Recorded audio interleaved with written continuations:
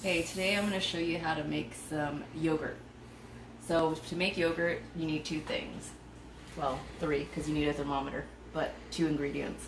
So I have a half gallon of 2% milk here, and some yogurt from the last batch of yogurt I made. You can get like a small single serving container of whatever brand of yogurt you like, as long as it says live active cultures on the packaging. The live active cultures is what's gonna feed your yogurt basically to make it yogurt. Or you can get you can buy yogurt starter online. I don't know how much it costs. I just figured a single serving of yogurt is cheaper. So I always get like Greek yogurt, just plain, no sweetener, nothing, just plain Greek yogurt as my starter. This is from my last batch. So you only need about, this looks like about 2 tablespoons. And I'm just doing a half gallon milk. So you can do a whole gallon of milk if you like. I'm just gonna go with half. You need a thermometer. Make sure your thermometer is accurate. I'm gonna stick it right here in my pot, and I'm gonna boil this milk to 185 degrees.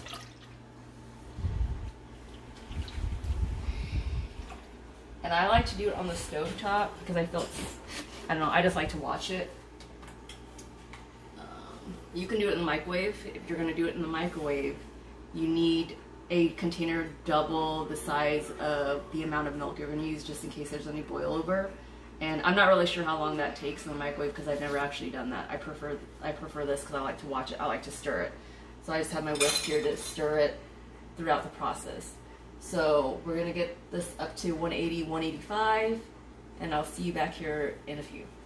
Okay, so now my milk is at 180 degrees, and I've been whisking as it's been cooking so that it doesn't scald on the bottom of the pot. I'm going to go ahead and turn the stove off. I'm going to take this off my burner and let it cool. It's got to cool to 110 degrees, 115, right around there. The reason it's got to be at that temperature is you don't want it too hot because it'll kill your live active cultures in your yogurt. So once this cools, we'll go ahead and mix in our starter. If you're in a hurry and you don't want to wait for it to cool naturally, because it could take a while just depending on how hot your kitchen is, you can do an ice bath in the sink. So just fill your kitchen sink with some ice water, add some ice cubes, and just kind of set your pot in there and let it cool fast that way. I don't really have one preference, the other just depends on how much time you have. But I should also mention that when you're doing this, you need a pot with a lid. I'm going to transfer this to another container for my fermentation process, but if you're going to leave it in the pot, use one with a lid. And I'll see you back when this milk is 110 degrees. Okay, so we've got our milk cooled to about, looks like 112, 113-ish. We want it between 110 and 115. So we've got our milk cooled, and you want to stir while it's in the cooling process to make sure there's no hot spots. So now that we've got that done, I'm going to take my couple tablespoons of yogurt in my little bowl here, the starter, and I'm going to take some of this milk out and add it to the yogurt. And this is just to get the yogurt kind of up to temperature so it's not such a shock. And I'm just gonna mix that in really well. Mix it in there with my baby whisk. You can use a spoon. Alright, I'm just gonna go ahead and stir that in here. This anymore. With that all mixed in, I'm transferring it to my liner for my Instant Pot, and I like using that because it has a lid that locks in place. I just think it holds in the temperature a little bit better so that the fermentation process, it helps the fermentation process. It's got to hold temperature and that way my yogurt will yogurt. So we're gonna just go ahead and pop this in here. And the pot is not on, so you're just gonna, you know, whatever pot you have yours in, you're just gonna put your lid on there and then just wrap it in a big towel. I'm just using a big old beach towel here. Whatever you have, I'm just gonna wrap it up here. Why are we wrapping a towel around it? Just to keep it, the temperature more stable. Okay. It's just extra security so that your yogurt actually does ferment and turn into yogurt rather than opening the lid and finding out you still have liquid. So we're just gonna leave this here. I like to do 8 hours minimum. You can go longer, but the longer you ferment your yogurt, the tangier it's gonna get.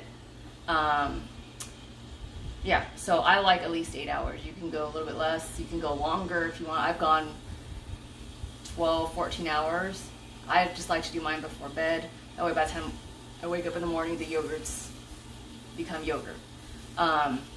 Also, in regards to using milk, whole milk and 2% is gonna give you a thicker yogurt versus non-fat or like 1%. Non-fat 1% is gonna be pretty, it's not gonna be as thick because less fat, less protein. But yeah, so I always use 2% or whole milk. But we're gonna let this sit overnight and I'll see you guys back here tomorrow with our yogurt. Okay, so our yogurt has incubated overnight. You wanna go with like 8 hours? I go overnight. Sometimes it's 8, sometimes it's more. I think this batch is probably like a 12-hour incubation. The longer you incubate it, the tangier or more tart it's gonna be. But let's see what we got here. Take my lid off here. And we have yogurt. Let's see. All the bubbles on top is just from me whisking the milk to when I was cooling it down. But that's fine, it's not gonna affect your yogurt at all. But let's see here. I'll show you the spoon test already. So we're just gonna, this is my yogurt. It's gonna start to fall maybe, but yeah. So you got some yogurt here. So now what we're gonna do is we're just gonna go ahead and cover it. Stick it in the fridge for, I like to do at least 4 hours. You can go longer, but to chill it in the fridge before you transfer it to another container. So if you disturb the yogurt now, before it's had a chance to chill, it kind of gets really, it doesn't really have a good texture, like consistency to it. So you want to chill it for 4 hours. So I'll show you what it looks like as soon as it's done chilling. Okay, so we have chilled our yogurt. It's been in the fridge since 4 hours now. So I'm gonna go ahead, take the plate off of there, and I'm just, so what I have here is, your yogurt's ready to eat just like this if you wanted. I like Greek style yogurt because I double up as sour cream. So what I'm gonna do is I'm gonna strain my yogurt. So I have just a big old mixing bowl, and then I have a colander, and I'm just lining it with some coffee filter, or you can use cheesecloth or whatever, you know. And you just line it all together and then just get all your yogurt in there. And just keep it in there.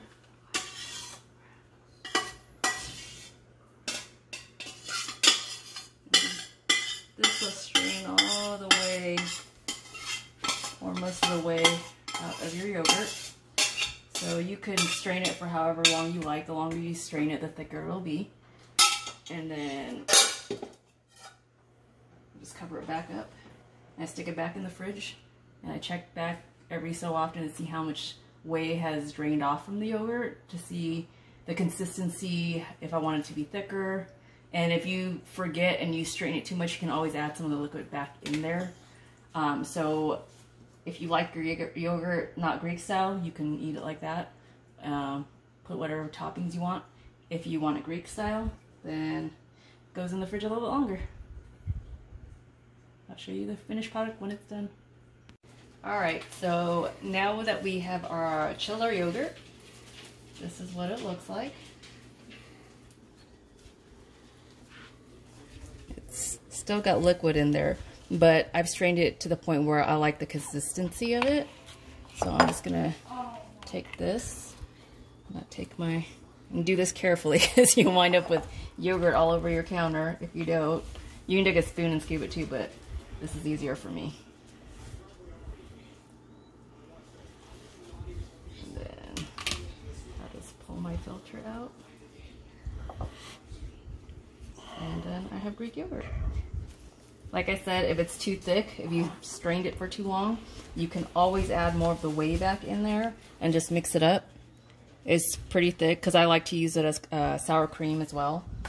So I don't sweeten it unless I'm going to eat it as yogurt. And all the liquid that you have strained off your yogurt, that's whey. And you can use it in a variety of ways. You can use it as a starter for your next batch of yogurt. You can freeze it if you don't think you're going to use it all, but you can use it in smoothies, in baking. You can give it some to your dogs. I've heard people use it for their plants.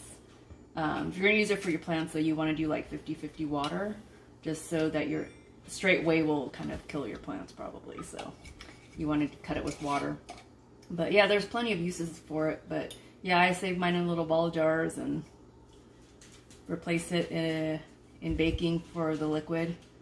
I mean, look it up on the internet. There's so many things you can do with this stuff here. But that's my yogurt. Don't forget to like and subscribe. See you next time.